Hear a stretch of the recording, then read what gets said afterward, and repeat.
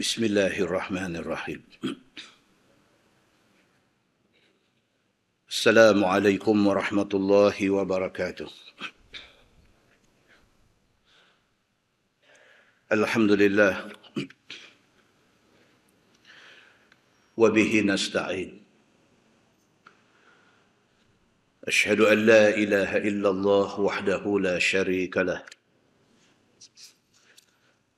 وأشهد أن محمدًا عبده ورسوله ونصلي ونسلم على هذا النبي الكريم سيد المرسلين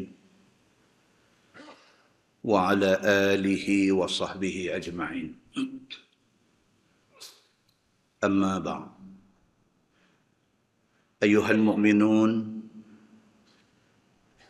اتقوا الله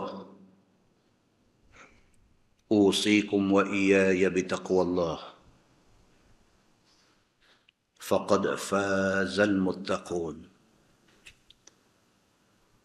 Muslimin dan muslimat, mudah-mudahan dirahmati Allah Subhanahu wa taala. Di dalam sebuah hadis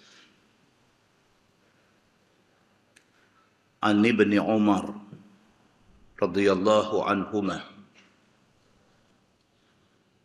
anna Umar bin al-Khattab ajla al-Yahud wan Nasara min ardi al-Hijaz wa anna Rasulullah sallallahu alaihi wasallam lamma zahara ala Khaybar arada ikhraj al-Yahud minha وكانت الأرض حين ظهر عليها لله ولرسوله وللمسلمين وأراد إخراج اليهود منها فسألت اليهود رسول الله صلى الله عليه وسلم أن يقرهم بها على أن يكفوا عملها ولهم نصف الثمر فقال لهم رسول الله صلى الله عليه وسلم نقركم بها على ذلك ما شئنا فقروا بها حتى أجلاهم عمر إلى تيماء وأريحا أو كما قال. hadis sahih riwayat Imam Muslim daripada Ibni Umar radhiyallahu anhuma. Ibnu Umar ini adalah anak kepada Sayyidina Umar bin Al-Khattab radhiyallahu anhu.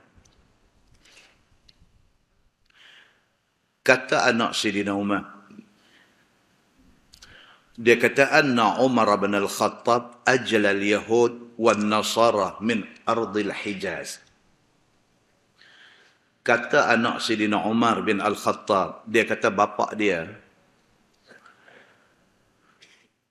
perambat ataupun halau orang-orang Yahudi dan Nasara daripada bumi Hijaz. Bumi Hijaz tu bumi Mekah Madinah tu. Dia kata semasa bapa dia menjadi khalifah, pak dia perambat Yahudi dengan Nasara ni tak bagi ada di atas bumi Hijaz.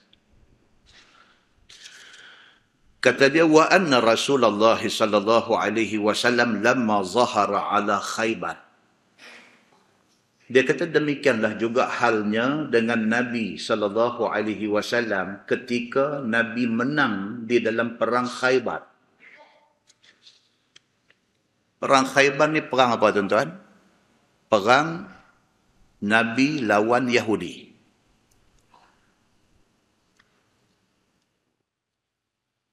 Khaybar ni ialah markas Yahudi di Madinah.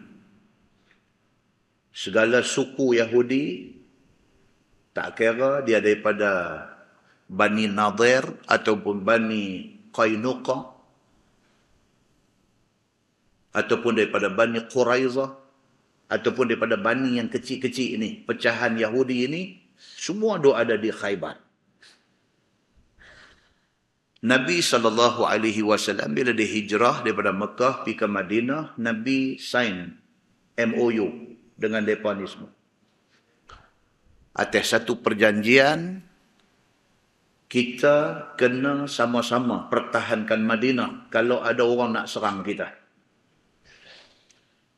Atas dasar kita ni penduduk Madinah, Nabi kata kalau ada musuh nak serang. Contohnya, musyrikin Makkah, katalah mereka nak attack Madinah. Nabi kata menjadi tanggungjawab kita yang duduk di atas bumi Madinah ni, tak kira Islam ke, bukan Islam ke, kita kena pertahankan bumi Madinah. Okey, agreed. Semua setuju. Tapi nama kata Yahudi ni tidak pernah pegang janji. Ini Yahudi. Mereka mengkhianati Nabi SAW. Sampai ke tahap Nabi SAW buat keputusan, Nabi kata sudah sampai masa, sudah time. Kita attack mereka. Kita attack mereka di jantung mereka. Di mana jantung mereka? Khaybar. Tak payah pergi cari mereka merata tempat, mereka semua dah datang tu. Nabi kata kita attack mereka, kita serang mereka.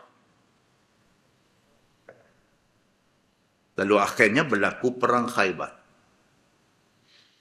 Kata Abdullah bin Umar bin Al-Khattab radhiyallahu anhuma, anak Sayyidina Umar kata, dia kata wa anna Rasulullah sallallahu alaihi wasallam lamma zahara ala Khaybar. Nabi sallallahu alaihi wasallam apabila dia menang dalam perang Khaybar, arada ikhraj al-yahud minha. Memang Nabi dah ingat dah, Nabi nak perambat mereka keluar daripada bumi Khaybar itu. Wa kanatil ardu hina zuhira 'alayha lillah wa lirasulih wa lil muslimin. Kerana memang passion dia dah, apabila kita menang di satu tempat, maka tempat itu menjadi hak Allah, tempat itu menjadi hak Rasulullah, dan tempat itu menjadi hak orang Islam. Apabila Islam serang Yahudi yang ada di Khaybar, Yahudi sudah jatuh ke tangan tentera Islam. Maka bumi Khaybar sudah jadi hak Allah, sudah jadi hak Nabi, dan sudah jadi hak orang Islam. Maka Yahudi wajar diperambat keluar. Pasal apa? Pasal mereka mengkhianati Allah dan Nabi SAW.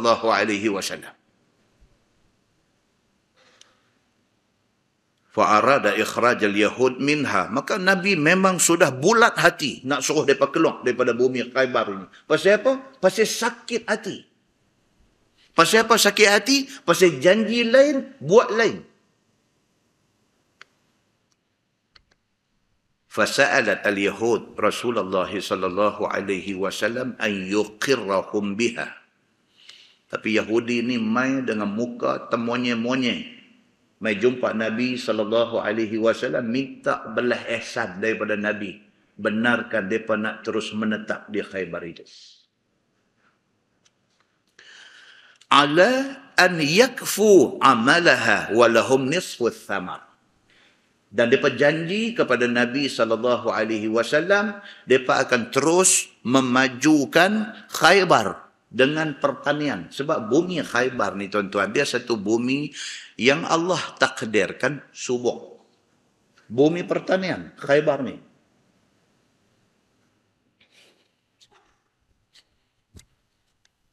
Maka tidak silap Yahudi dia pilih tempat macam tu. Tempat cantik, tempat strategik, tempat yang elok dari segi geografi dan sebagainya dia ambil.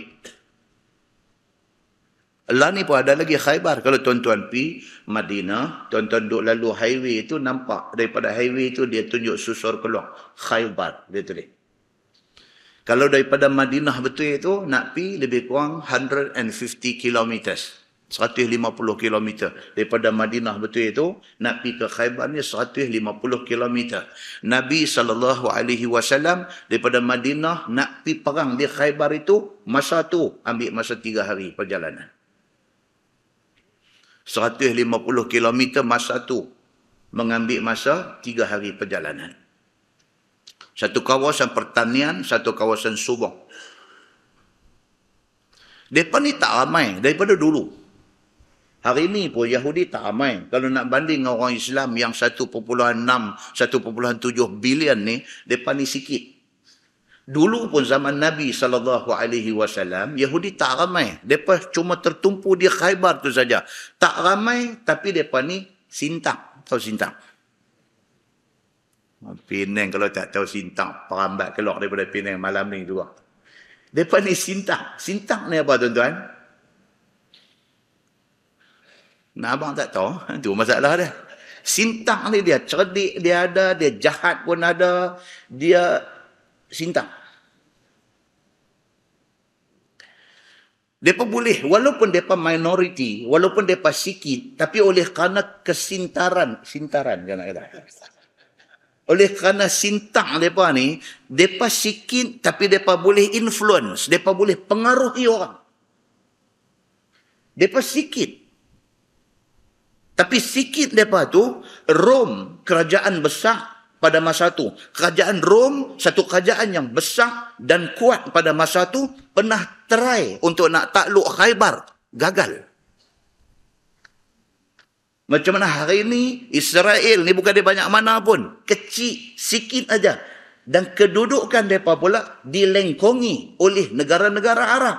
Tapi, kerana kesintaran mereka tu, kerana sintang mereka tu, Arab dengar cakap mereka. Macam mana Yahudi zaman Nabi, macam tu Yahudi hari ini. Mereka cerdik, mereka bijak, mereka jahat, semua cukup ingredient, cukup bahan ada dekat mereka ni. Bukti dia semasa berlaku perang Khandaq. Masa berlaku perang Khandaq, musyrikin Makkah nak main attack Nabi SAW di Madinah. Yahudi yang berjanji nak taat setia kepada perintah Nabi mempertahankan Madinah ni. Tiba-tiba mereka ni sudah dua muka. Tunjuk kata mereka sama dengan Nabi, dalam masa yang sama mereka pergi cari geng-geng yang ada yang tak suka dekat Nabi. Mereka cari, mereka membentuk satu pasukan. Dalam masa yang sama mereka hantar wakil pergi ke Mekah sana dan mereka ikat satu perjanjian lain dengan syarat kita boleh kalahkan Muhammad ini. Jahat mereka ni daripada dulu sampai lah. Mereka combine Yahudi dengan munafik yang ada di Madinah. Mereka campur dengan kafir musyrikin Makkah. Mereka campur dengan orang-orang yang secara peribadinya tak berkenan dekat Nabi. Mereka membentuk satu geng. Mereka lawan Islam.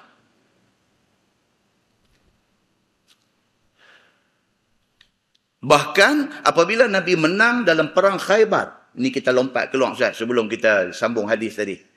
Apabila Nabi menang dalam perang Khaybar, Nabi duk syak di Khaybar ini. Nabi bukan kata menang-menang terus balik Madinah. Nabi menang, Nabi duk syak di bumi Khaybar itu. Dalam tempoh Nabi duduk syak tu, satu perempuan Yahudi yang bernama Zainab binti Harith.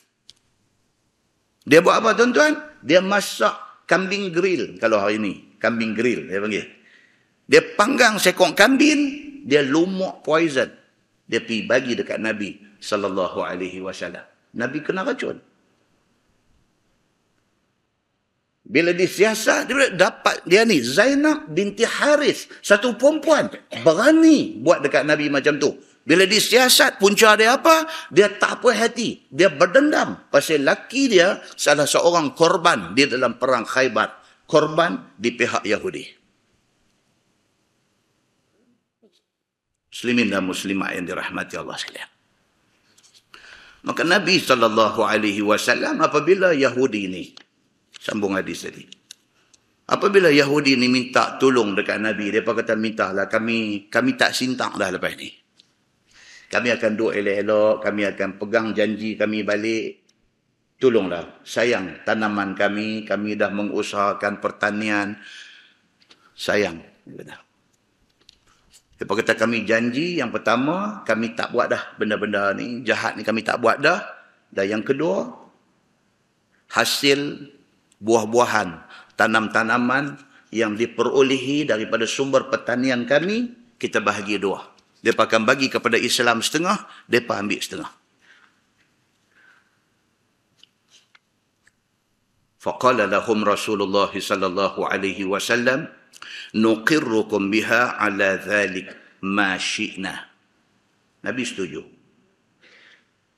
Nabi kata, okeylah. Kami benarkan hampa duduk di Khaybar ini sehingga kami rasa kami tak mau. Nabi kata. Nabi ikat juga. Nabi kata, kami benarkan hampa terus duduk di Khaybar ini sampai bila? Sampai kami rasa kami tak mau gambar. Okey, mereka kata deal. Mereka terima. Faqarru biha. Maka mereka pun terus menetap di Khaybar itu. Hatta ajlahum Umar ila Taima wa Ariha. Sehinggalah apabila Nabi wafat, naik Sayyidina Abu Bakar, Abu Bakar wafat, naik Sayyidina Umar bin Al-Khattab radhiyallahu an. Zaman Sayyidina Umar bin Al-Khattab radhiyallahu an, Sayyidina Umar perambat mereka. Sebab Yahudi dan Sintak berpisah tiada. Nama kata Yahudi, dia akan Sintak. Maka mai zaman Sayyidina Umar bin Al-Khattab radhiyallahu an, dia pambat. Dia hambat sebahagian daripada Yahudi ini pergi duduk di Taima. Ada nama satu tempat, dia duduk sebelah timur laut Saudi. Taima nama tempat tu. Perambat mereka pergi ke sana, dan sebahagian lagi di perambat mereka pergi ke Ariha. Ariha ni apa tuan-tuan? Jericho. Jericho hari ini. Hari ini kalau tuan-tuan ada rezeki, tuan-tuan pergi ke Baitul Maqdis, tuan masuk, signboard, sampai hari ini orang Arab punya signboard, dia tulis Ariha. Ariha. Signboard Yahudi dia tulis Jericho. Ariha. Maksudnya wangi-wangian. Kan kita duk baca hadis dia kata rihul jannah. Bau wangi syurga. Rih. Ariha. Sayyidina Umar pambat mereka pergi duduk di situ. Di situlah start cerita. Mereka duduk ada ramai di sana. Muslimin dan muslimat yang dirahmati Allah sekalian.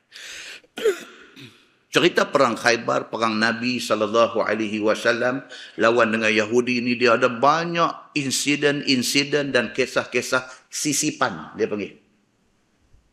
Kisah-kisah yang duk mai ikut tepi dalam cerita perang Khaybar ni banyak. Di antaranya cerita Sayyidina Ali bin Abi Talib. Semasa berlakunya perang Khaybar, dia sakit mata. Dia kena sakit mata. Maka menyebabkan dia terlambat. Bila dah sampai time Nabi SAW nak lancarkan serangan ke Khaybar, Nabi kata, la u'tiyanna rayah ghadan rajulun yuhibbuhu Allah wa rasuluh. Nabi kata, esok kita akan serang Khaybar. Dan aku akan serahkan rayah, bendera ni, bendera nak pergi perang ni, dia ada satu bendera. Nabi kata, aku akan bagi bendera ni kepada satu orang laki-laki, yang laki-laki itu Allah sayang dia, Nabi sayang dia. Bila dengar macam tu, Sayyidina Abu Bakar, Sayyidina Umar teringin nak jadi orang tu. Esok, bila Nabi nak bagi bendera tu, Nabi tanya, Ali mana? Dia sahabat kata, Ali sakit mata. Nabi kata, panggil dia mai. Ini cerita perang Khaybar. Panggil dia mai. Bila mai, Nabi tengok menantu dia sakit mata. Nabi ludah dalam mata Ali. Lega dandan. Dan bendera diserahkan kepada Ali bin Abi Talib. Dan dia memimpin pasukan tentera sehingga menang. Apa-apa Syiah baca hadis ni tak kira. Cerita betul. Cerita betul. Ali ni memang hebat sungguh. Tapi sampai nak meletakkan Ali di atas daripada Abu Bakar dengan Umar, itu melampau. Jadi kita Ahlus Sunnah wal Jamaah ni kita cerita secara adil. Hak baik dia lah. Tapi baik dia jangan sampai mencerca Abu Bakar dan Umar radhiyallahu anhuma. Muslimin dan muslimat yang dirahmati Allah sekalian.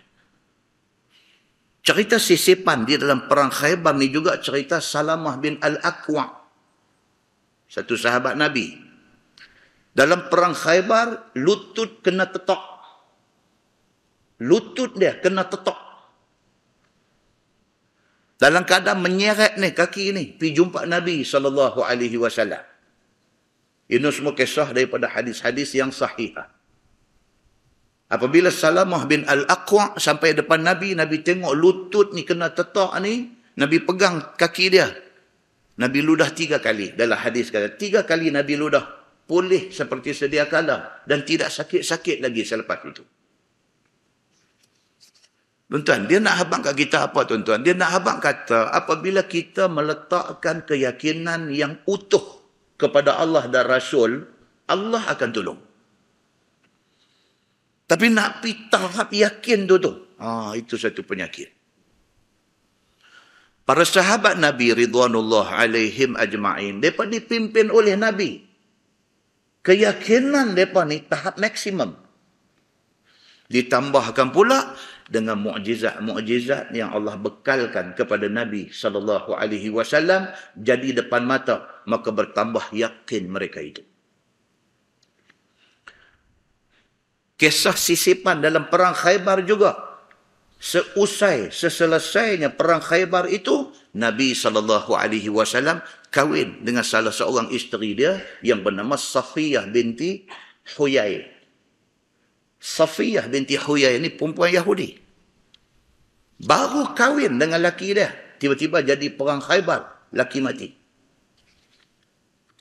Allah Subhanahu wa taala memerintahkan Nabi suruh kahwin dengan Safiyah binti Huyai, dan kebetulan Safiyah ini di antara wanita cantik dalam kalangan masyarakat Yahudi itu. Nabi kahwin dengan dia dengan satu walimah yang sangat simple. Nabi cuma jamu hais. Yasin hais. Hais ni apa dia? Campuran susu, minyak samin dengan kurma. Nabi tanya sahabat-sahabat, ada? Siapa ada apa buat maitang ni? Siapa ada susu bagi susu? Siapa ada kurma bagi kurma? Siapa yang ada tepung bagi tepung? Siapa yang ada minyak samin bagi minyak samin? Gue, buat benda tu. Itulah makanan kenduri kahwin Nabi dengan Safiyah binti Huyai.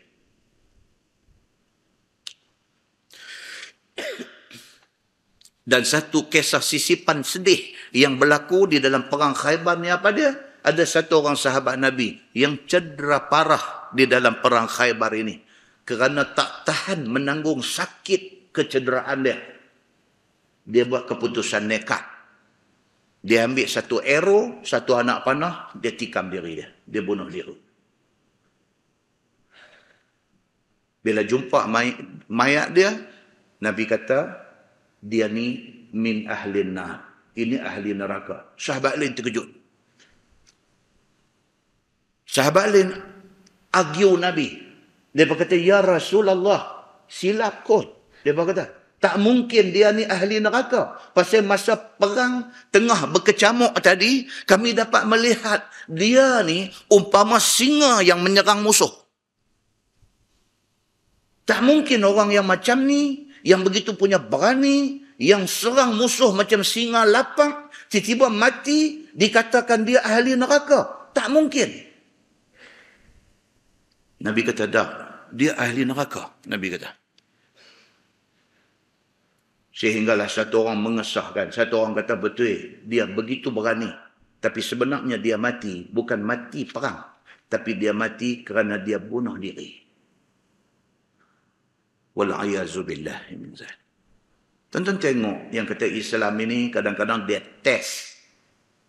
Kadang-kadang dia test umat dia sampai ke tahap macam tu. Ujian keberanian, lulus, berani. Bila perang duduk depan sekali. Tuhan kadang-kadang dia tak lepas lagi. Dia bagi lagi test yang cukup kuat. Akhirnya berakhir dia macam tu. Itu sebab kita tak boleh lepas daripada doa Allahumma khtim lana bihusnil khatimah. Ya Allah, bagilah ending kami, penghabis hidup kami ni cantik. Wala takhtim alaina bisu'il khatimah. Ya Allah, janganlah bagi kami punya penyudah hidup ini jahat. Muslimin dan muslimat yang dirahmati Allah sekalian. Itu yang dikatakan Yahudi. Dan insya-Allah tajuk yang kita nak baca malam ini berkaitan dengan perangai jahat Yahudi. Mudah-mudahan muqaddimah itu memberi manfaat kepada kita insya-Allah. Kita menggunakan tafsir Nurul Ihsan jilid 1. Nurul Ihsan jilid 1 muka surat 232. Muka surat 232. Kita masih lagi berada di dalam tafsir surah Al-Ma'idah. Surah Al-Ma'idah ayat 61. Ayat 61. A'udzubillahi minasyaitanir rajim. Wa idza ja'ukum qalu amanna. Dan apabila datang mereka itu, yakni Yahudi itu jumpa kamu wahai Muhammad, kata mereka itu amanna, kami beriman. Wa qad dakhalu bil kufri wa hum qad kharaju bih. Tuhan kata, dan sesungguhnya Muhammad telah masuk mereka itu kepada kamu dengan kufur, yakni pura-pura beriman, dan mereka itu akan keluar daripada jumpa kamu juga dengan kufur. Sebab apa tuan-tuan? Sebab Nabi Muhammad SAW manusia. Cuma beza dia, istimewa dia, dia Nabi. Nabi Muhammad sendiri kata, innama ana basyarum mithlukum yuha ilayya. Sesungguhnya aku manusia macam hampa, Nabi kata. Bezanya diberi wahyu kepada aku. Kalau kita makan, Nabi makan. Kita minum, Nabi minum. Kita berjalan, kita berlari, kita tidur, semua pun Nabi buat. Pasal apa? Pasal dia manusia. Spesial Nabi ini pasal apa? Pasal dia terima wahyu. Dia menjadi Nabi, dia menjadi kekasih Allah Subhanahu wa ta'ala. Bila mai Yahudi masuk jumpa Nabi, tunjuk mujamalah, orang Arab kata. Mujamalah ni maksud dia apa? Tunjuk cantik. Mai masuk salam bongkok, cakap tunjuk sopan, tunjuk hormat. Nabi atas kapasiti dia sebagai manusia, dia percaya. Dia kata mereka ni bagus. Tapi Allah Subhanahu wa ta'ala habaq dekat Nabi, wahai Muhammad, ini Yahudi. Mereka masuk jumpa engkau, mereka keluar jumpa engkau. Mereka kufur kepada Allah. Dia masuk jumpa engkau, dia tunjuk sopan santun. Dia tunjuk dia hormat engkau. Dia kata pula, amanna, kami beriman kepada Allah. Kami beriman kepada engkau, wahai Muhammad. Walau macam tu sekalipun mereka kata, Tuhan kata, ini Yahudi. Mereka masuk jumpa engkau, mereka kufur. Mereka keluar daripada jumpa engkau, mereka kufur. Allah Subhanahu wa ta'ala bagi tahu kepada Nabi sallallahu alaihi wasallam, tiada beriman mereka itu. Wallahu a'lamu bima kanu yaktumun. Dan Allah Subhanahu wa ta'ala terlebih mengetahui dengan barang yang ada mereka itu sembunyi dalam hati mereka itu. Tuan abang dekat Nabi, Tuhan kata, wahai Muhammad, depa ni tunjuk, depa portray diri depa beriman, tapi dalam cukup busuk. Depa kufur kepada Allah. So, Allah bagi warning kepada Nabi sallallahu alaihi wasallam. Wa nara kathiran minhum yusari'una fil ithmi wal 'udwan wa aklihimus suht. Dan engkau lihat, wahai Muhammad, akan kebanyakan daripada mereka itu, yakni Yahudi itu, bersegera mereka itu pada mengerjakan dosa. Yang kata perangai Yahudi, Tuhan bagi tahu. Nama kata Yahudi ini, dia gemar dengan dosa. Dia suka dengan dosa. Bohong dan lainnya. Nama kata Yahudi, mesti cakap bohong. Tak boleh pegang janji mereka. Bahkan zalim mereka itu. Bahkan yang kata Yahudi itu zalim. Tuhan kata. Dan makan mereka itu akan yang haram. Seperti rasuah dan juga melanggar hukum.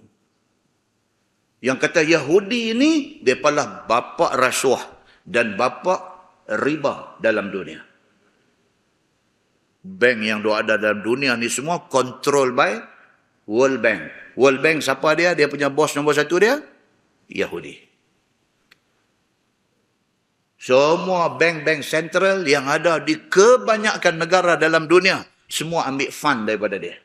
Dia alung besar dalam dunia. Pasal apa? Pasal nama kata Yahudi, hidup dengan makan riba. Hidup dengan duk kutip duit bunga. Siapa kata?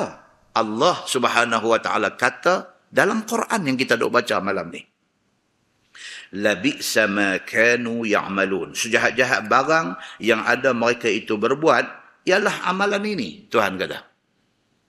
Yang kata Yahudi, inilah PL perangai mereka. Laula yanhahumur rabbaniyun wal ahbar an qawlihimil ithma wa aklihimus suhta. Kerana apa tiada menegur akan mereka itu oleh ulama dan oleh fuqaha mereka itu daripada perkataan bohong mereka itu yang jadi dosa dan daripada makan mereka itu akan yang haram. Tuhan sebut dalam ayat ni. Tuhan kata pasal apa ulama mereka tak tegur mereka. Macam mana kita Islam ada ulama, macam tu Yahudi ada ulama dia, macam tu Nasrani ada ulama dia. Tiap-tiap satu agama yang turun daripada langit. Asal Yahudi ni kitab apa? Kitab Taurat. Siapa buat turun kitab Taurat? Allah. Kitab Samawi, kitab langit.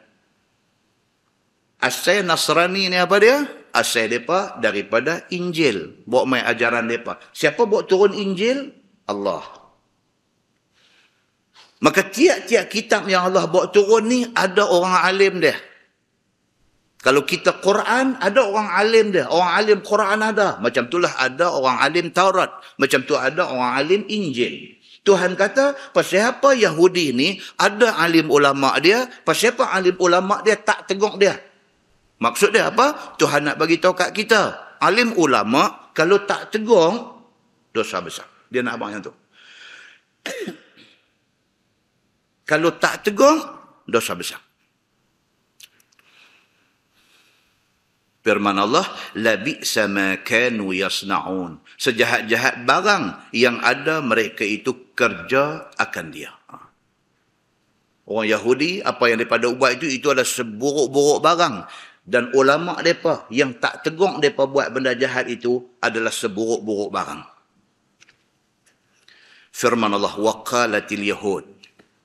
Dan berkata oleh Yahudi, tak kala sempit rezeki mereka itu sebab mendustakan Nabi Muhammad sallallahu alaihi wasallam, sedangkan dahulunya mereka adalah sekaya-kaya manusia. Orang Yahudi asal-asal dulu kaya-kaya. Mai zaman Nabi Muhammad sallallahu alaihi wasallam, Tuhan jadikan mereka miskin. Wafat Nabi Muhammad sallallahu alaihi wasallam, hari ini mereka kaya balik. Mereka pernah kaya satu masa dulu, mereka pernah dimiskinkan oleh Allah pada zaman Nabi sallallahu alaihi wasallam sebagai hukuman kepada mereka yang menolak ajaran Nabi Muhammad sallallahu alaihi wasallam. Hari ini mereka kaya balik. Firman Allah, yadullahi maghlulah. Tangan Allah terbelenggu dengan rantai. Ni, Yahudi, mereka punya jahat mereka ni, bukan jahat dengan orang Islam. Mereka jahat dengan Allah, Tuhan yang menurunkan agama Islam. Bila Allah test mereka dengan susah hidup, bila mereka lawan Nabi Muhammad, mereka tak terima Nabi Muhammad sebagai Nabi akhir zaman. Mereka tolak Nabi Muhammad SAW. Bila mereka tolak Nabi Muhammad, Allah hukum mereka. Hukum mereka jadi apa? Mereka jadi sempit hidup. Mereka jadi susah. Mereka jadi miskin. Bila Allah test mereka, Allah hukum mereka dengan kemiskinan, mereka kata apa?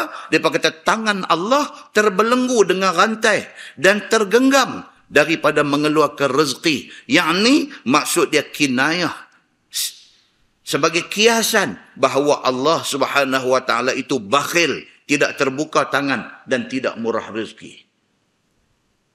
Mereka ni yang kata Yahudi ni angkuh, mereka ni bukan angkuh dengan manusia ni, dengan Tuhan pun mereka angkuh. Dia bukan marah Nabi Muhammad aja, dia marah Allah. Bila mereka susah, mereka salahkan Allah. Mereka kata Tuhan ni kedekut, tak bagi rezeki dekat mereka. Ada tak ada tuan-tuan orang zaman hari ni yang sampai ke tahap marah Tuhan? Ada. Ada. Dia marah sedang ataupun marah tak sedang. Ataupun marah secara tak langsung. Dia duk tengok ni 2-3 hari ni Yahudi duk mengamuk. Ni. Dalam sikit masa ni mereka tengah mengamuk. Kalau dulu mereka marah dekat orang Arab Palestin, mereka tembak peluru getah. Ataupun habis-habis sangat mereka tangkap. Mereka bohlan terang mereka bawa pergi lah di jail mana-mana tempat. Mereka bawa pergi. Hari ni dalam seminggu 2 ni, mereka main kasar. Mereka tembak peluru hidup. Dan mereka tembak pula, mereka tembak perempuan. Saja askar dia mai kepung satu perempuan, mai kepung, lepas tu mereka saja buat cerita, mereka tuduh kata perempuan ni ada bawa pisau. Lepas tu mereka suruh dia buka pakaian dia. Saja mereka saja buat. Dia tuduh kata hang bawa pisau, hang buka. Mula suruh buka tudung, lepas tu suruh buka baju hak pakai sebab atas tuduhan kata ada pisau dalam baju. Bila dia ni duk kata tak, saya tak bawa apa, memang tak ada buka. Dia kata tak mau buka. Lepas siapa nak kena buka tak? Tembak. Bila askar dia buat lagu tu, geng dia ada keliling pakai tepuk tangan seronok. Daripada seorang, 2 orang, 2 orang, 3 orang, dia duk melarat. Dia mabuk darah. Ada orang kita, bila tengok benda macam tu, dia naik meruak. Dia naik meruak. Bila dia naik meruak tu, dia main hangat tu, sampai dia kata apa? Dan dia kata, Allah ni duk buat apa? Awak duk biar benda. Dia kata, Allah duk buat apa? Dia marah pasal Yahudi duk buat ke orang Islam Palestin macam tu. Tapi marah tu tak kena. Dia pergi marah ke Tuhan. Dia kata, Allah ni duk buat apa? Awak yang duk biar ni, Yahudi laknat ni duk buat ke orang Islam macam ni. Dia marah. Marah tu bagus. Tapi yang hampir randuk hampir ke Tuhan ni pasal apa? Muslimin dan muslimat yang dirahmati Allah sekalian. Rupa-rupanya malam ni kita jumpa dalam surah Al-Ma'idah ni yang kata Yahudi ni dia sampai ke tahap dia kata dekat Tuhan. Bukan dia marah orang Islam ni saja. Sampai Tuhan dia kata. Pasal apa? Pasal Tuhan bagi dia miskin. Bila Tuhan bagi dia miskin, dia kata Tuhan kedekut. Dia kata. Ucapan dia kepada Tuhan ini direkodkan dan dimuatkan di dalam Al-Quran untuk kita baca pada malam ni. Firman Allah, "Ghullat aydihim", dibelenggu tangan mereka itu daripada kerja kebajikan. Dengan kerana dia kata Tuhan kedekut, Tuhan tambah lagi satu hukuman dekat mereka. Apa dia? Mereka ni jadi satu bangsa yang susah nak buat baik. Rupa-rupanya tuan-tuan, Tuhan ni dia saja buat macam tu. Apabila kita, ini dia nak suruh kita muhasabah diri dalam ayat ni. Bila kita ni jadi manusia yang jenis susah nak buat baik, kita mau ingat. Susah buat baik itu hukuman yang Allah kenakan kepada Yahudi dulu. Susah buat baik. Nak sedekah susah, nak bagi derma susah, nak tolong orang susah, nak senyum ke orang pun susah. Ini leceh. Benda-benda baik ni dia susah nak buat. Dia nak baik sangka dengan orang susah. Benda baik dia susah nak buat. Bila dia jenis macam tu, dia kena ingat. Benda tu Tuhan pernah bagi kepada Yahudi dulu. Sebagai hukuman kepada mereka kerana mereka kata dekat Tuhan. So kita tak mau. Kita ni mau jadi satu orang yang suka buat baik. Dan ringan untuk nak buat kebaikan. Kena macam tu.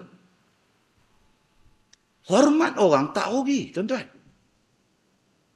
Kita duduk dalam masyarakat macam ni, kalau kita baik dengan orang, tak rugi. Bahkan untung kita.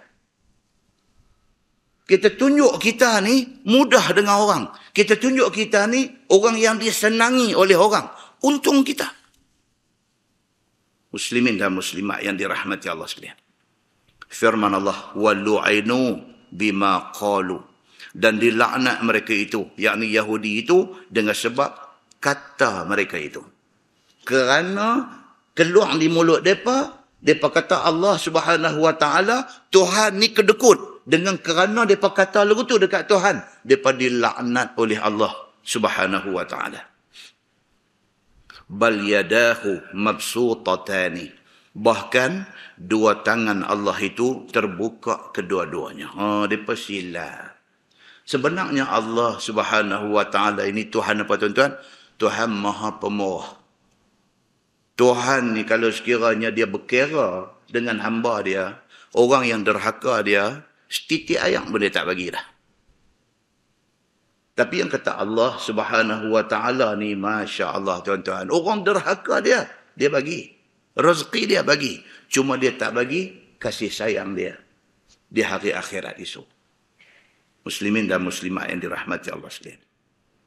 Yunfiqu kaifa yasha. Memberi rezeki Allah kepada siapa yang dikehendakinya. Ni yang kata Allah Subhanahu Wa Taala ni, dia bagi rezeki kepada siapa juga. Daripada meluaskan rezeki dan kepada menyempitkan rezeki sekira-kira mengikut hikmah kebijaksanaan Allah. Allah nak bagi kat siapa rezeki lapang, Allah nak bagi siapa sempit rezeki. Itu atas bijaksana Allah Subhanahu Wa Taala. Dan melihat kepada maslahat hamba dia. Tiada i'tirad atasnya. Tidak ada objection ke atas ketentuan Allah. Kalau Allah kata dia ni, aku nak bagi rezeki lapang, siapa tak boleh buat apa. Kalau Allah kata aku nak bagi dia ni hidup dia rasa susah, siapa pun tak boleh buat apa. Firman Allah, وَلَا يَزِيدَنَّ كَثِيرًا مِنْهُمْ مَا أُنْزِلَ إِلَيْكَ مِنْ رَبِّكَ طُغْيَانًا وَكُفْرًا. Demi Allah, lagi bertambah banyak daripada mereka itu, yakni daripada Yahudi itu, kerana barang yang diturun kepada engkau daripada Tuhan engkau, iaitu Quran itu, akan jahat dan akan kufur mereka itu, kerana kufur mereka itu dengannya. Tu ayat tu tuan-tuan baca 2 kali tak faham.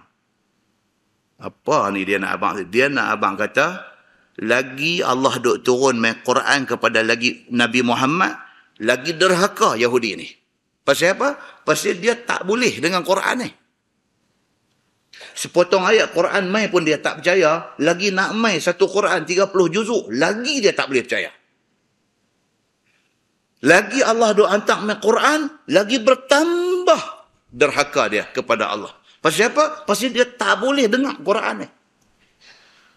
Muslimin dan muslimat yang dirahmati Allah sekalian. Firman Allah, wa alqaina bainahumul adawata wal baghdha ila yaumil qiyamah. Dan kami, yakni Allah Subhanahu Wa Taala, jadikan antara mereka itu, antara Yahudi itu, berseteru dan bermarah-marah setengah akan setengah sampai hari kiamat. Tuhan jadikan Yahudi ini, mereka sama mereka pun luang nampak bersatu dalam tak akan dapat persepahaman. Tuhan kata macam tu. Yahudi sama Yahudi ni kita nampak macam mereka bersatu, tapi hakikatnya Tuhan kata dalam mereka tak sama. Mereka sentiasa memusuhi di antara satu sama lain. Maka tiap-tiap satu firqah daripada 12 firqah Yahudi itu tiada muafaqah dengan lainnya. Mereka tak boleh nak setentang dalam semua hal. Cuma mereka ni apa dia? Mereka pandai tunjuk mereka bersatu. Berbeza dengan orang Islam. Orang Islam ni bergaduh, semua satu dunia tahu kata bergaduh. Kita tak hati nak tunjuk kita bersatu tu, tak hati tunjuk. Kita tunjuk kata kita bergaduh ni, bukan kata dalam Malaysia ni nampak kita bergaduh. Satu dunia tahu kata orang Islam ni tak bersatu. Beza kita dengan mereka. Mereka cerdik. Mereka tak tunjuk keburukan. Macam laki bini. Ada krisis rumah tangga. Dalam pada duk bergaduh berkali laki bini ni. Mak mai di rumah. Mak mentua mai di rumah. Tunjuk elok. Melawak, tepuk bini dia. Bini pun melawak. Tepuk dia bagi kasar sikit belakang. Kan? Ibu bapa amai ni kata, alhamdulillah lah. Kata budak-budak ni elok. Hidup aman damai. Lega lah kita kalau katuk mata pun lega. Keluar naik kereta, flying kick mai tu. Yang tu dia panggil apa? Dia panggil Yahudi. Pandai tunjuk. Pandai cover benda tu. Kalau Melayu tak boleh. Dia tak boleh. Mentua mai ke, mak mai ke apa ke, dia tengah duduk bertengkar, dia bertengkar, dengan mak mentua dia perambat keluar. Dia kata, dia panggil hang kat pak mentua dia. Dia kata, hang tak ada masalah ke nak mai? Dia kata, orang tua ni kata apa? Siapa pula? Siapa? Aku tengah hangat ni lah ni. Dia kata, hang jangan nak mai tam. Dia pergi kata lagu tu, orang tua ni mai naik kereta balik naik bas. Takut menantu nak naik ni. Muslimin dan muslimat yang dirahmati Allah sekalian. Oh Yahudi dah, mereka cover. Nampak semua cantik aja. Tapi Quran kata no, hati mereka belaga sampai kiamat. Allah Subhanahu wa taala kata. Firman Allah, kullama awqadu naran lil harb atfa'aha Allah. Tiap-tiap kali menyala mereka itu akan api peperangan kerana nak berperang dengan Nabi Muhammad sallallahu alaihi wasallam. Dengan memperbuat muwafaqah. Nak pakat sama-sama Yahudi ni, nak pergi perang dengan Nabi. Memadam akan dia oleh Allah Subhanahu wa ta'ala. Tak jadi. Allah padam buang. Hati yang duk panas menyala, marah Nabi nak pergi perang ni, Allah padam buang. Duk tak jadi. Mereka nak pergi serang Nabi, tak jadi. Nak pergi serang Nabi, tak jadi. Allah buat macam tu. Dengan disejukkan segala pakatan mereka itu, tidak jadi perang. Wa yas'auna fil ardi fasada. Dan berbuat fasad mereka itu pada dalam bumi. Kerana akan sebagai fasid, yakni dengan maksiat kepada Allah dan membinasakan harta orang. Kerja Yahudi ini tidak ada lain melainkan buat fasad. Fasad ni apa? Buat rosak di atas muka bumi. Kan keluar dalam Facebook, dalam apa semua ni, teori lah. Teori benda ni tak ada cerita. Teori tentang kehilangan MH370. Saya ingat dah keluar berapa version dah tak tahu lah. Tapi keluar kita baca apalah. Tengok orang bijak pandai cerdik, ia reti tentang penerbangan, tentang aviation, tentang apa ni airline punya peraturan apa semua ni. Yang tulis tu bila kita baca kita tahu depa orang bidang tu. Depa reti bila depa tulis itu menunjukkan depa bidang tu. Kita yang tak reti apa bidang ni kita baca. Kita nampak begitu complicatednya dunia ni. Yang latest ni depa keluar mai pula, depa kata Mossad pula terlibat di dalam tragedi MH370. Mossad ni apa dia tuan-tuan? Yahudi punya. CIA siapa punya? US punya. KGB siapa punya? Russia punya. Mossad siapa punya? Yahudi punya. Dia jadilah apa tragedi di dalam dunia ni, belakang depan tiada. Kalau tak CIA, KGB. Kalau tak KGB, Mossad. Sebab mereka melihat dunia ni macam kita tengok papan chess. Kita main chess, kita main catur tu, kita overview, kita tengok tu satu papan tu. Kita tengok ni gajah ni nak jalan mana, kuda ni nak jalan mana, ni askar, soldier ni nak jalan ke mana, ni yang kata prime minister ni nak pergi ke mana. Kita kontrol satu board tu. Kita tengok musuh duk nak serang kok mana. Kita duk tengok tentera kita nak pergi kok mana. Macam mana kita tengok papan chess. Macam tu, mereka ni, tiga-tiga badan ni, melihat dunia ni. Macam tengok papan chess ni. Mereka boleh hatung. Buat kok tu, buat kok ni. Remote control ada tangan mereka. Yang kita ni, duk bertengkar tahiyat nak mengungit jari ke tak agak. Ya Allah, wa akbar. Yang kita ni, benda tu bukan suruh bertengkang. Benda tu suruh belajar. Kita belajar. Kita dengar hadis kata macam mana. Dengar ulama' ni hurai hadis ni macam mana. Dengar ulama' ni hurai macam mana. Lepas tu kita tengok hak mana yang kita rasa betul. Kita nak buat, buatlah. Kita buat, orang jangan kata apa kat kita. Dan orang nak buat lagu dia, jangan kita apa kat dia. Kita jangan duk kata apa kat dia. Pasal apa? Pasal masing-masing ada sandaran nas. Masing-masing ada huraian. Kita duk suruh mereka lapang dada. Mereka duk suruh kita lapang dada. Padahal dua-dua pun tak lapang dada. Sama aja. Mengaji, bagi faham, ambil keputusan. Muslimin dan muslimat yang dirahmati Allah sekalian. Yang Mossad, yang CIA, yang KGB, duk atong kita. Duk bagi kita jadi berceramuk. Duk bagi jadi kita ni huru-hara. Yang kita duk bincang benda-benda macam ni. Muslimin dan muslimat yang dirahmati Allah sekalian. Sudahlah. Kembali kepada macam mana nak jadi orang Islam ini, seperti mana orang Islam zaman Nabi SAW. Mereka bukan sahaja duduk atas jalan kebenaran, mereka digeruni oleh musuh. Muslimin dan muslimat yang dirahmati Allah sekalian. Wallahu la yuhibbul mufsidin. Sedangkan Allah Subhanahu wa taala tidak kasih ia akan orang yang buat fasid, orang yang buat rosak di atas muka bumi ini. Firman Allah, walau anna ahlal kitab amanu wattaqau lakaffarna anhum sayyiatihim wala adkhalannahum jannatin na'im wala adkhalnahum jannatin na'im. Dan jika bahawa ahli kitab, yakni Nasrani dan Yahudi itu beriman dengan Nabi Muhammad sallallahu alaihi wasallam dan memelihara mereka itu daripada jadi kafir, nescaya kami ampun daripada mereka itu akan segala dosa-dosa mereka itu yang terdahulu dengan kerana beriman mereka itu. Tuhan kata, Tuhan bagi satu offer, special offer kepada Yahudi ini. Tuhan kata, kalaulah hampa ikut betul-betul Taurat yang aku turun ke hampa. Nasrani, kalau hampa betul-betul ikut Injil yang aku turun ke hampa. Kalau hampa betul-betul ikut Taurat, ikut Injil, hampa akan terima Quran.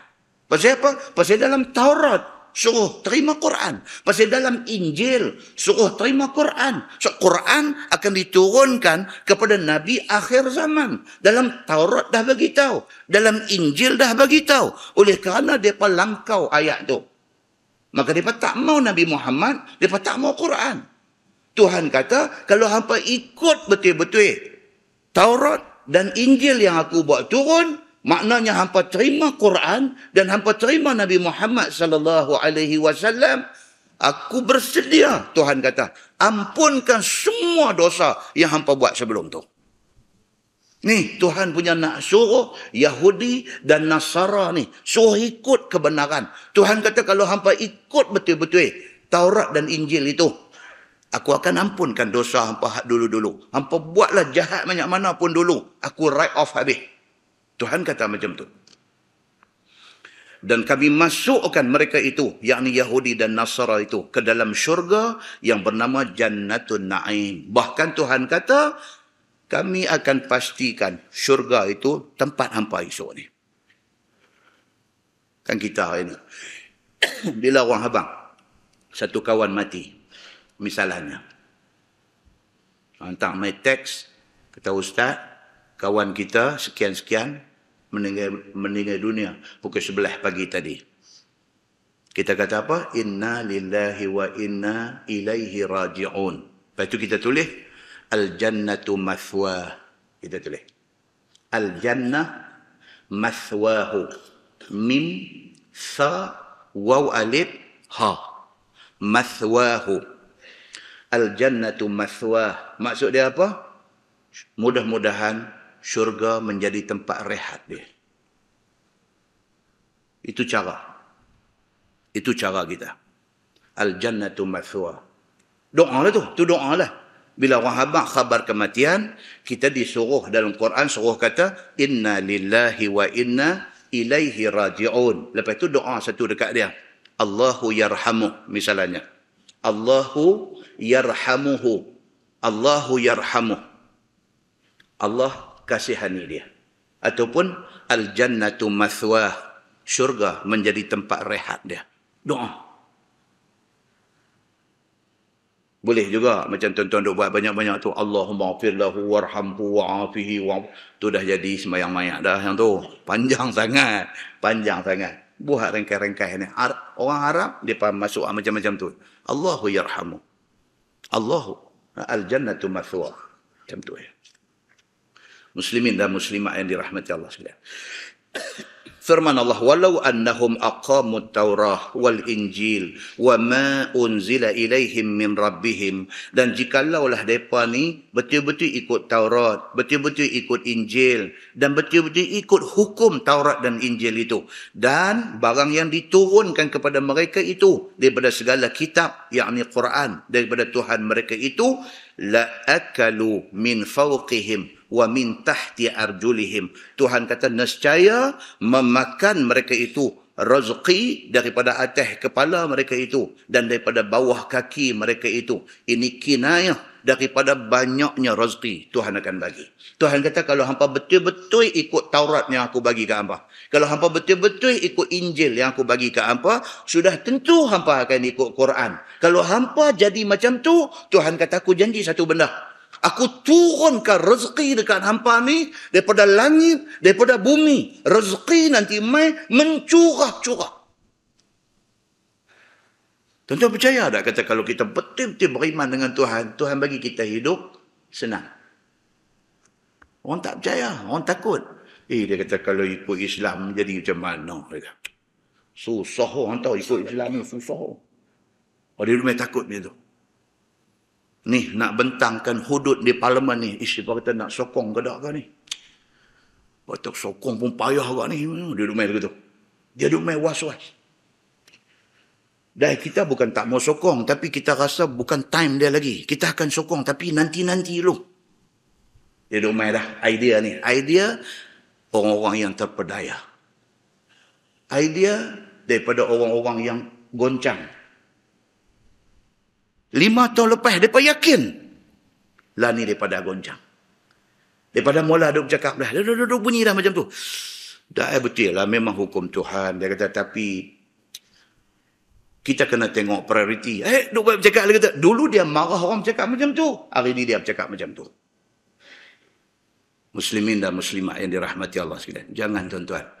Kita punya keyakinan dekat Allah, daripada dulu sampai lah ni, sampai bila-bila. Kita yakin. Firman Allah, minhum ummatun muqtasidah. Setengah daripada mereka itu jamaah yang adil. Ni, dalam pada Tuhan duk cerita, kata orang Yahudi ini masuk mai jumpa Nabi pura-pura beriman ke apakah, Tuhan habang kata jaga baik-baik Muhammad. Depa ni masuk pun dah kufur dah, depa keluar daripada rumah hang pun depa tetap kufur. Jaga dengan Yahudi ni. Dalam pada tu Tuhan buat sikit pengecualian. Tuhan kata apa? Minhum ummatun muqtasidah. Ada daripada kalangan Yahudi yang banyak-banyak, yang ramai-ramai itu, ada yang bagus. Ada yang berlaku adil. Ikut suruh Allah dan ikut suruh Rasul. Tiada taksir pada melakukan amalan seperti Abdullah bin Salam. Tapi tak ramai. Hak ramai ni tak boleh pakai. Hak bagus ni tak ramai. Tapi ada tak ada? Ada. Masalahnya nak kenal tu hak mana satu. Itu masalahnya. Nabi tak apa. Pasal Allah Subhanahu Wa Taala bagi tahu hak mana betul, hak mana tak betul. Kita hari ni masalah kita tak kenal. Dia tunjuk mai lembek tengkok, mai duk sembang elok, kita tak bagus. Lepas tu ternyata kita terkena dengan mereka. Muslimin dan muslimat yang dirahmati Allah sekalian. Dan sekalian yang beriman dengan Nabi Muhammad sallallahu alaihi wasallam, ada Yahudi yang akhirnya beriman kepada Nabi Muhammad sallallahu alaihi wasallam seperti siapa? Abdullah bin Salam. Kita dah cerita dah Abdullah bin Salam di masjid ni banyak kali dah. Firman Allah, wa katsirun minhum sa'a ma ya'malun. Akan tetapi kebanyakan daripada mereka itu adalah sejahat-jahat barang yang berbuat amalan mereka itu tidak menurut hukum. Tapi Tuhan lagi sekali kunci. Tuhan kata apa? Tapi hak ramainya jahat. Tuhan kata. Muslimin dan muslimat yang dirahmati Allah sekalian. Firman Allah Subhanahu wa taala, ya ayyuhar rasul. Wahai rasulku Muhammad sallallahu alaihi wasallam. Ini dia dah habis dah cerita Yahudi semua habis. Dia nak mai pula cerita apa? Allah memerintahkan Nabi sallallahu alaihi wasallam untuk menyampaikan risalah. Nabi disuruh sampaikan dakwah dia. Jalan. Nak ikut seorang ke, nak ikut 5 orang ke, nak ikut sampai 5,000 orang ke apa, itu bukan kerja Nabi. Itu kerja Allah Subhanahu wa ta'ala. Nabi Muhammad jalan kerja. Nabi sampaikan risalah Allah. Firman Allah, ya ayyuhar rasul, balligh ma unzila ilaika min rabbik. Sampaikan olehmu, wahai Muhammad, sampaikan olehmu sekalian barang yang diturunkan kepada engkau daripada Tuhan engkau. Allah kata dekat Nabi, apa aku habangkan hang, pi habang kau orang. Quran tu ada 30 juzuk, dalam Quran tu ada 100 lebih surah, dalam Quran tu ada 6,000 lebih ayat tu, semua tu pi bagi tahu, jangan ada yang tak abang. Jangan ada satu benda simpan dalam poket atas, tak mau abang, tak boleh. Habang semua. Dia tak sama dengan orang nak ajak orang masak. Dia satu pandari bagus punya, tukang masak bagus punya. Bila ada orang nak main belajar dekat dia, dia bagi 95% je. 5 lagi dia simpan poket atas dia. Jadi bila kawan tu masak, duk tak dapat macam dia punya masak. Jadi dia duk jadi champion situ lah. Pasal apa? Pasal hak 5 tu dia simpan pakai atas dia. Kan? Jadi kawan duk belajar ni, belajar sampai 2-3 tahun dah duk belajar masak dekat dia. Duk tak dapat juga. Duk tanya dia. Dia kata apa ni yang tak bagi kat saya lagi ni, yang saya tak boleh dapat. Dia buat lagu macam tak mau abang, lagu dia buat anggur-anggur bagi kawan ni. Jadi saat lagi dia pergi cekak apa kat satu, dia beralih balik kiri, dia buat baca. Lepas tu dia pergi buh dalam. Orang tu kata, yang tu kan? Tak abang kata yang tu kan? Tak apa, satu hari aku abang lah. Dan orang pergi tanya dia ni, tukang pandai masak ni. Kata dia, pakcik yang duk apa baca apa tu? Tak ada apa, aku bismillah ya. Dia kata, habis? Sajalah. Mana boleh bagi habis? Dia kata, aku tak boleh cari makan. Islam tak macam tu. Islam kita tahu 10, kita kena habaq ke orang 10. Kita tahu satu buku, kita kena habaq ke orang satu buku. Sebab apa? Sebab ilmu Allah tak boleh sorok, tak boleh simpan, tak boleh sembunyi, tak boleh buat hak milik kita seorang. Sebaliknya, kena sampai. Pasal apa? Pasal Allah sebut dalam ayat 67, surah Al-Ma'idah, ya ayyuhar rasul, wahai rasul, balligh ma unzila ilaika min rabbik, sampaikan olehmu semua yang aku turunkan kepada engkau. Sampaikan semua. Dan jangan engkau sembunyikan sesuatu pun, kerana takut kena kejahatan kafir Yahudi, Nasrani ataupun musyrikin Arab. Jangan takut. Kata, yang ni tak boleh abang, yang ni kalau abang mampu. Takut. Sedangkan itu perintah Allah. Tak berani abang. Pasal apa? Takut implikasi. Takut kesan daripada dia abang tu, dia nanti kena apa-apa. Dia takut macam tu. Wa illam taf'al, dan jika tiada engkau perbuat, yakni tak persampaikan sekalian yang diturunkan kepada engkau, fama ballaghta risalatah, maka tiadalah engkau persampaikan risalahnya, kerana sembunyikan setengah ayat sama macam sembunyikan kesemuanya. Itu dia.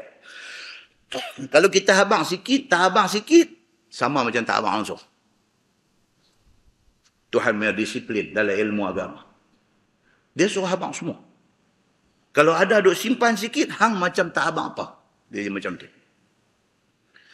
Wallahu ya'simuka minan nas. Ni ayat ni dia ada cerita ni.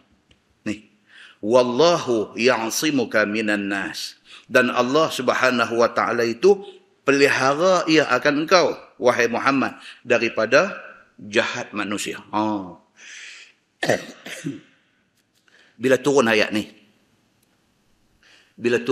ni, kerja mengawal rumah Nabi diberhentikan.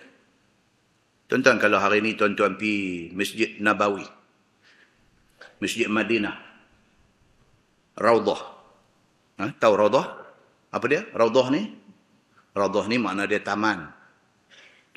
Hadis Nabi kata, ma baina baiti wa minbari raudatun min riyadil jannah. Wal minbari ala haudi. Wa minbari ala haudi. Nabi kata, di antara rumah aku, hak kubur Nabi lah ni, dengan mimbar aku. Mimbar khutbah ni, Raudah min riyadil jannah. Itu taman daripada taman syurga Allah. Wa minbari, dan mimbar aku ni, ala haudi. Di hari akhirat esok, dia akan ada di sebelah telaga aku. Hak cerita daripada rumah Nabi sampai mimbar Nabi, Raudah, yang itu semua kita faham dah. Sejak bila kita faham? Sejak kita cerdik, kita faham dah. Tapi yang kata mimbar aku akan ada di tepi haudi, di tepi telaga aku. Kolam aku ni maksud dia apa? Jumhur ulama kata, maksud hadis tu ialah mimbar Nabi tu, hak Nabi duk guna masa hayat dia tu, akan dibangunkan semula dan diletakkan di tepi kolam Nabi di hari akhirat esok. Tuan-tuan, kalau boleh baca Arab, tuan-tuan boleh baca satu buku, Tarikh Al-Mimbar. Cerita mimbar saja ada satu buku. Cerita mimbar Nabi saja satu buku. Mimbar adalah bukan mimbar Nabi. Itu dah dibuat kemudian lah. Mimbar Nabi dulu ni, tuan-tuan, asal-asal Nabi khutbah tang mana? Nabi khutbah dekat mihrab Nabi tu. Hari ni kalau tuan-tuan pergi Raudah tu, dekat penjuru belah kanan depan tu ada satu mihrab. Mihrab Nabi. Berkembang dengan mihrab Nabi tu ada satu tiang. Dia berkembang. Dia duk melekat di mimbar Nabi, di mihrab Nabi tu berkembang. Tiang tu dia panggil tiang ataupun ustuanah. Dia panggil dalam bahasa Arab, ustuanah mukhallaqah. Tiang wangi dia panggil. Apa cerita tiang wangi ni? Apa cerita dia? Cerita dia, di situlah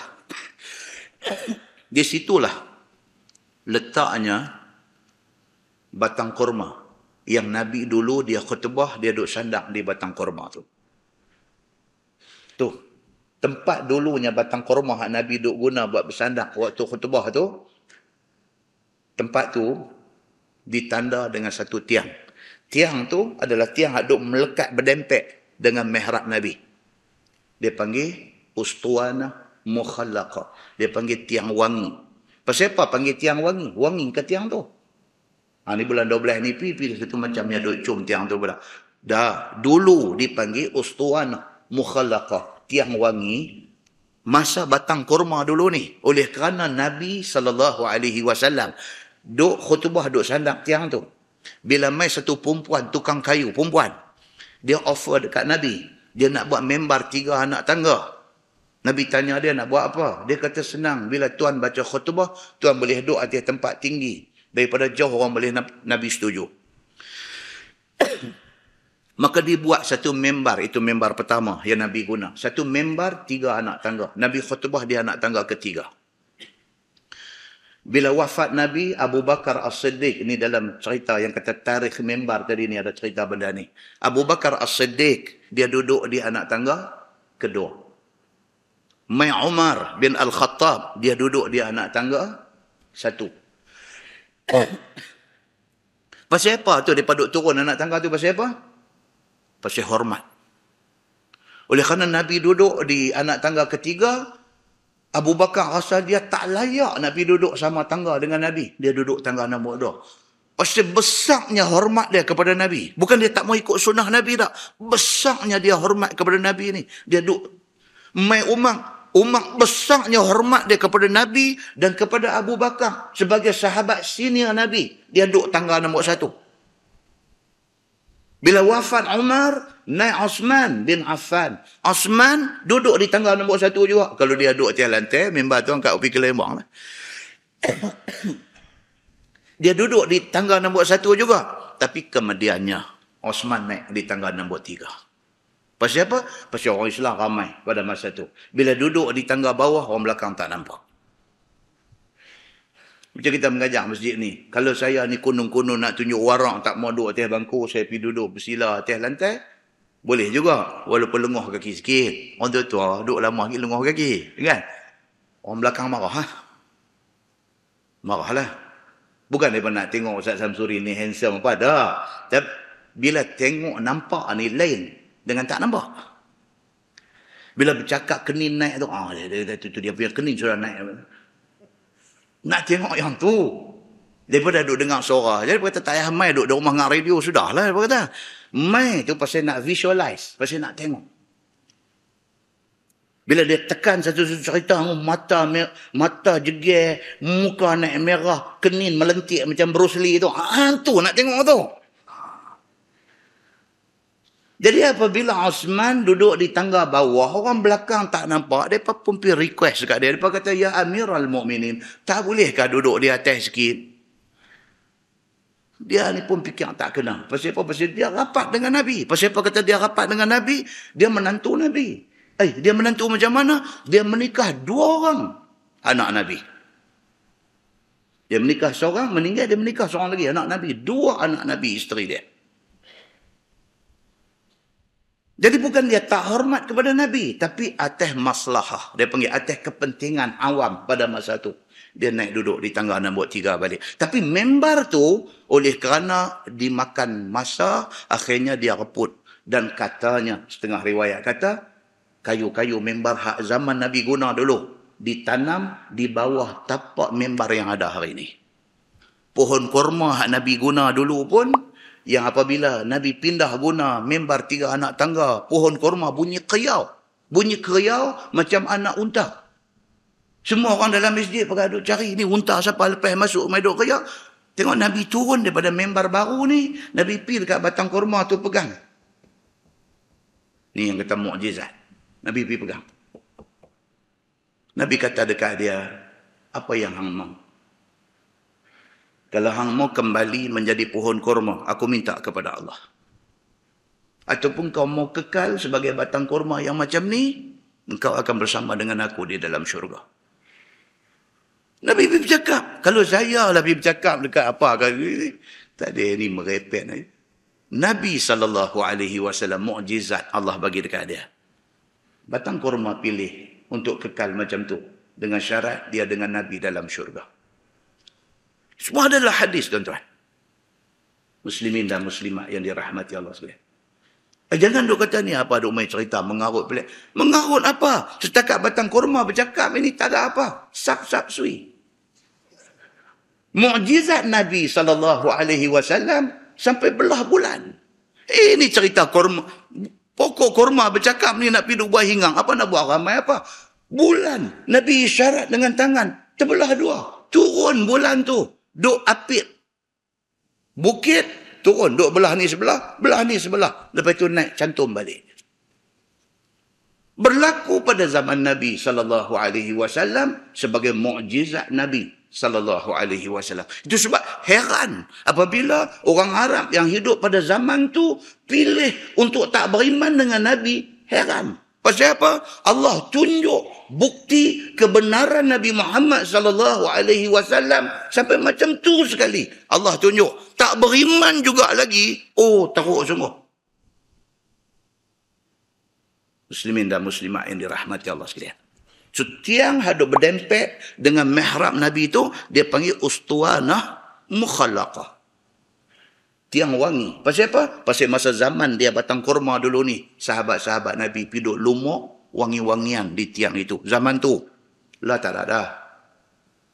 Maka kekal dipanggil, tapak tempat batang kurma tu dijadikan tiang. Dan dinamakan dia tiang mukhalaqah, tiang wangi.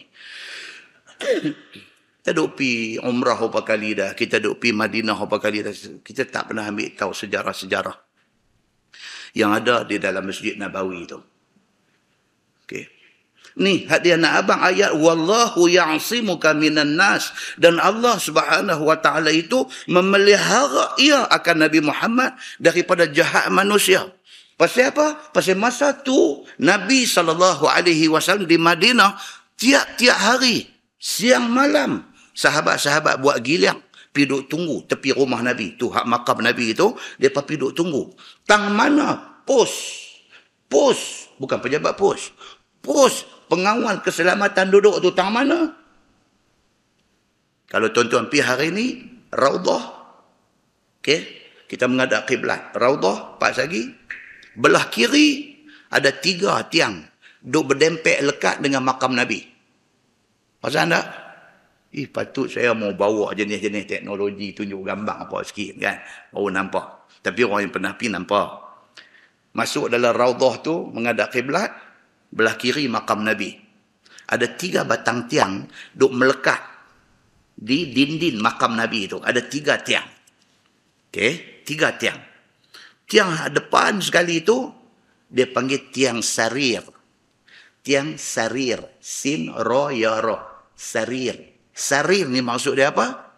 Maksud dia pangkin tidur. Pangkin tempat tidur. Sarir. Pasal apa? Pasal di situlah tempat Nabi SAW selalu beriktikaf. Dia ada satu tikar buat daripada pelepah kurma. Nabi letak di situ. Yang kita duk baca hadis Nabi iktikaf dalam masjid, Aisyah tolong sikat rambut dia. Hadis kita biasa baca di Masjid Abdullah Fahim bab iktikaf dulu ni. Kan? Nabi ulung kepala dia daripada dalam masjid, ulung kepala keluar. Keluar tu maksud dia apa? Rumah dia lah, kembang tu. Aisyah tolong sikat rambut Nabi. Di situlah insiden ataupun kejadian sisir rambut Nabi waktu iktikaf berlaku. Tiang itu dinamakan tiang sarir. Ambil sempena Nabi letak tempat tidur dia yang dibuat daripada pelepah tamar. Yang kedua, yang duk melekat dinding 3 tiang tu, depan sekali tiang sarir. Yang kedua, di situlah pos kawalan. Pos kawalan. Dinamakan tiang itu tiang haras. Ha kecil. Ha, ro, sin. Haras. Ataupun dipanggil tiang muharris. Maksudnya tiang pengawal. Mereka jaga rumah Nabi.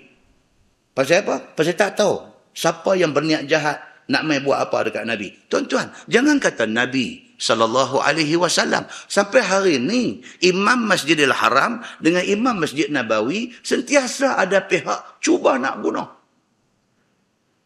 Masuk YouTube, tuan-tuan type. Cubaan bunuh Imam Masjid Nabawi. Dia tunjuk gambar tu. Syekh ni mai daripada, ini bukan cerita masjid negara. Ini cerita Masjid Nabawi. Tapi kejadian dia lebih kurang macam tu lah. No, mai daripada belakang tu, dia redah orang ni, dalam saf ni, dia redah orang, dia nak pergi tikam. Itu sebab kita pergi Mekah, kita pergi Madinah, imam semayang, polis tak semayang. Walaupun semayang Jumaat, ada 6 orang, 8 orang lah, mereka tambah lagi. Pasal cubaan nak bunuh ni duk jadi banyak kali. Dulu 4 orang ya. 6 orang, lah ramai lagi, duk jaga. Kalau Syekh Sudais duduk atas mimbar khutbah Jumaat tu, keliling mimbar tu, penuh polis. Tu dia janggut rempung semua bagus. Mau duduk tunggu. Tapi pakai sunglass lah. Dan pasal apa? Pasal ada. Dalam ramai-ramai tu, tahu meluru keluar bawa pisau pilu tu. Itulah zaman Nabi SAW lebih lagi. Maka tiang tu, kalau yang duk melekat di dinding kubur Nabi itu, hak depan tiang sarir. Yang kedua tu, tiang pengawal. Tiang haras. Juga dipanggil dengan nama tiang Ali. Pasal apa? Pasal dalam ramai-ramai sahabat yang duk jaga tu pos keselamatan rumah Nabi itu, Sayyidina Ali bin Abi Talib adalah orang yang paling kerap mengambil giliran jaga rumah Nabi. Sehinggalah turun ni ayat yang kita baca ni. Wallahu ya'simuka minan nas. Dan Allah Subhanahu wa ta'ala pelihara engkau, wahai Muhammad, daripada jahat manusia. Bila turun ayat ni, Nabi keluar daripada rumah dia, main habang dekat sahabat yang duduk berkawal di tepi rumah dia. Nabi kata apa? Allah sudah turun ayat, Allah kata, Allah jaga aku daripada jahat manusia. Hampa pergi balik, Nabi kata, tak payah jaga dah. Ni cerita tiang haras ni. Dia main ni ayat ni. Cerita ayat ni. Ayat surah Al-Ma'idah ayat 67 ni. Dia berkaitan dengan cerita tu. Dan lagi satu tiang hak berdempek di belakang tu, dia panggil tiang wufud. Wufud. Waw, fa, waw, dal. Wufud. Maksudnya delegation. Bila ada perwakilan daripada negara-negara luar main nak jumpa Nabi, jumpa di situlah. So zaman tu tak ada lagi Putrajaya ni. Semua apa cerita duk main dalam masjid Pak Zagi tu lah. Mainlah daripada negara mana ke apa ke, jumpa tepi tiang tu. Muslimin dan muslimat yang dirahmati Allah. Kalau nak cerita segala tiang ada dalam masjid tu, sambung kuliah subuh esok pula. Cerita. Dia bukan ada istimewa apa, tak ada. Jangan lagi tuan-tuan dengar-dengar macam ni, bulan 12 ni terekam pergi umrah, satu macam ya, duduk peluk tiang tu, lagu duduk empat pipi kanan, pipi kiri, lagu duduk kiss tiang tu daripada atas sampai bawah, pergi duduk buat kerja lagu tu, kena cukup dengan polis Saudi, pergi duduk abang Samsuri, Malaysia, Samsuri. Jangan. Itu semua cerita. Tiang-tiang tu menjadi tanda bahawa dulu ada satu cerita berlaku di situ. Tidak ada apa-apa. Kecuali dia ada satu tiang, dia panggil tiang Aisyah. Tiang Aisyah. Tiang Aisyah ni tang mana tuan-tuan? Kalau kita menghadap Raudhah, menghadap arah kiblat. Hak tadi tiga tadi, hak duk berdempek di makam Nabi tu, hak depan tadi, tiang apa nama tadi? Hak kita kata depan tadi? Lupa dah itu. Aku cerita buat penat je. Tiang sarir. Tiang tempat Nabi tu tidur, duk landing, duk rest, duk iktikaf. Tiang sarir. Sederet dengan tiang sarir tu yang ketiga. Tiang sarir. Lepas tu ada satu tiang, dia panggil tiang Abu Lubabah. Lepas tu yang ketiga, dia panggil tiang Aisyah. Yang ni ada dicatatkan oleh Imam At-Tabrani. Kalau kita menghadap arah kiblat, daripada tiang sarir, hak depan, hak duk berdempek depan sekali tu, first, second, third. Itu dia panggil tiang Aisyah. Kalau tuan-tuan pening, tuan-tuan pergi sana tengok di atas. Di atas tu, dekat dengan bim tu, dia ada tulis, Hadhihi ustuwanah Aisyah. Dia ada tulis, dia ukiak di batu tu. Ini tiang Aisyah, dia tulis. Ada orang pergi umrah, masuk dengan hak baru ni, pergi 11 kali dah. Dia tak nak tengok benda tu pun. Kan? Tengok. Oh, dia tulis, Hadhihi ustuwanah Aisyah. Ini tiang Aisyah. Imam At-Tabrani dalam riwayat dia, dalam kitab Al-Mu'jam Al-Awsat, dia ada cerita tentang tiang Aisyah ini. Dia buat satu hadis daripada Aisyah. Dia kata Nabi SAW ada sebut. Nabi kata dalam masjid aku ada satu tempat. Ada satu spot.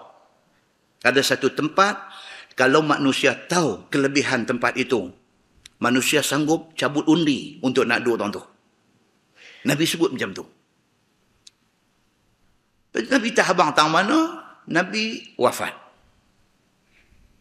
Jadi sahabat-sahabat ni yang jenis mencari, yang jenis memburu kelebihan ini, bila dengar cerita duk tergantung ni, bila wafat Nabi SAW, dia pergi jumpa Aisyah radhiyallahu anha. Dia kata Aisyah, yang Nabi sebut ni, Nabi kata dalam masjid dia ni, dalam masjid Nabi ni, ada satu tempat, ada satu spot, yang siapa tahu kelebihan tempat tu, dia sanggup cabut undi untuk nak duduk tentu. Tang mana tempat tu? Dia tanya Aisyah. Aisyah satu macam dia tak jawab. Dia buat tak mau jawab. Bara dia bang. Kan kau agama ni apa benda pun modoh abang lagu duk buat tak mau abang kat kami macam tu. Tapi sahabat duk usyar tengok. Aisyah radhiyallahu anha lepas itu dia bisik sesuatu ke anak menakan dia. Urwah bin Zubair. Dia bisik dekat anak menakan dia. Urwah ni adik siapa tuan-tuan? Adik Abdullah bin Zubair. Abdullah bin Zubair anak menakan dia, tapi dia ambil buat anak angkat dia. Adik kepada Abdullah bin Zubair ni nama Urwah bin Zubair. Dia ni satu orang yang alim besar Madinah. Madinah pada masa tu ada 7 orang alim. Dia salah seorang. Urwah bin Zubair. Aisyah bisik apa atau kat dia. Start pada tu, Urwah duk piduk orang tu ya. Sahabat lain sudah duk usyar tengok. Apa petik jari. Kata kalau macam tu, inilah tempat yang Nabi sebut dalam hadis. Kata ada satu tempat dalam masjid ni. Kalau siapa tahu kelebihan dia, dia sanggup cabut undi untuk duduk orang tu. Bila tanya Aisyah, Aisyah tak mau abang, Aisyah abang kat anak menakan dia. Anak menakan dia lepas pada Aisyah abang tu, dia apa cerita pun dia nak pergi duduk orang tu. Maka, dalam Al-Mu'jam Al-Awsat, Imam At-Tabrani kata, di situlah yang dikatakan Ustuwanah Aisyah adalah tempat yang istimewa itu. Cuma siapa yang bila sampai di sana, jangan duduk peluk tiang tu. Pergi semayang. Berdekatan dengan tiang itu. Dia beritahu macam tu. Muslimin dan muslimat yang dirahmati Allah sekalian. Banyak cerita Abu Lubabah tak abang lagi. Cerita Abu Lubabah kan. Banyak. Jadi tuan-tuan kalau sampai di Madinah ni, kalau tuan-tuan sampai dalam keadaan tuan-tuan tahu ni, benda-benda yang historical. Benda-benda sejarah yang bukan sejarah sembang kosong. Sejarah yang ada disebut dalam hadis Nabi sallallahu alaihi wasallam. Jangan lepaskan benda-benda ni supaya ziarah kita ke Madinah itu betul-betul memberi satu impact dekat jiwa kita. Muslimin dan muslimat yang dirahmati Allah sekalian. So turun ayat tadi, wallahu ya'simuka minan nas. Allah Subhanahu wa taala pelihara akan dikau wahai Muhammad daripada jahat manusia. Adalah Nabi sallallahu alaihi wasallam. Orang-orang duk menjaga dia malam-malam sehinggalah turun ayat tadi. Sabda Nabi sallallahu alaihi wasallam, pergilah sekalian kamu. Sesungguhnya Allah Subhanahu wa taala pelihara aku. Nabi kata tak payah hampa tak payah tunggu dah kerana Allah Subhanahu wa taala pelihara aku. Innallaha la yahdil qaumal kafirin. Bahwasanya Allah Subhanahu wa taala tidak beri petunjuk ia kepada segala orang kafir, petunjuk kepada agama yang betul. Kalau orang tu kafir dan tidak tunjuk dia nak ambil tahu pasal agama, Allah tak akan bagi petunjuk dekat dia. Allah bagi kepada orang yang ada tunjuk minat nak ambil tahu. Umar bin Al-Khattab radhiyallahu anhu. Gangster besar Mekah dulu. Gangster besar Mekah dulu. Tapi dia tunjuk sikit minat dia. Apabila dia pergi rumah adik dia dah masuk Islam. Dengan adik ipar dia dah masuk Islam. Duk baca Quran surah Taha. Dia pergi tanya adik dia buat apa. Dia bagi penampak sebiji. Lepas tu dia nak pergi cari Nabi. Nak pergi cari Nabi itu sebab dia nak further information daripada Nabi. Oleh kerana dia tunjuk sikit minat macam tu, Allah buka. Allah bagi dia jadi orang Islam. Semua orang tak sangka Umar nak jadi orang Islam. Dia bukan sahaja jadi orang Islam, dia jadi orang Islam yang kanan kepada Nabi sallallahu alaihi wasallam dan berkorban untuk Islam. Allah yang tahu banyak mana pengorbanan dia. Muslimin dan muslimat yang dirahmati Allah sekalian. Wallahu a'lam. Kita berhenti tentu. Lepas ini kita masuk qul ya ahlal kitab. Kata olehmu, wahai ahli kitab Yahudi dan Nasara, lastum ala syai'in hatta tuqimut Taurah wal Injil wa ma unzila ilaikum min rabbikum.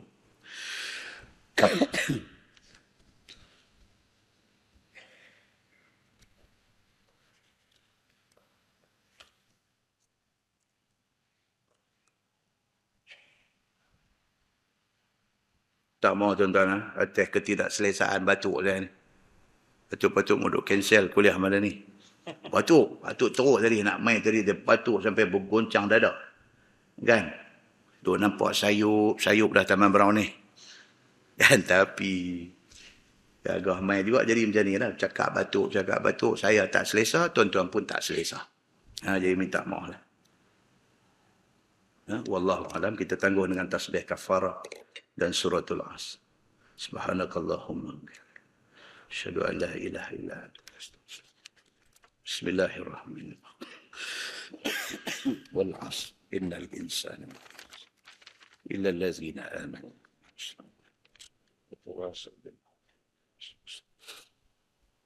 Bismillahirrahmanirrahim. Alhamdulillahi rabbil alamin. Hamdan yuwafi ni'amahu wa yukafi'u mazidah. Ya Rabbana lakal hamdu kama yanbaghi li jalali wajhikal karimi wa azim sultanik. Radina billahi rabba wa bil islami dina wa bi Muhammadin nabiyyan wa rasulah. Allahumma aftah alaina futuhal arifin warzuqna fahman nabiyyin بجاه خاتم المرسلين. اللهم فقهنا في الدين وعلمنا التأويل واهدنا صراطك المستقيم. اللهم أرنا الحق حقا وارزقنا اتباعه وأرنا الباطل باطلا وارزقنا اجتنابه. اللهم اجعل جمعنا جمعا مرحوما وتفرقنا من بعده تفرقا معصوما. وصلى الله على محمد وعلى آله وصحبه وسلم والحمد لله رب العالمين. السلام عليكم.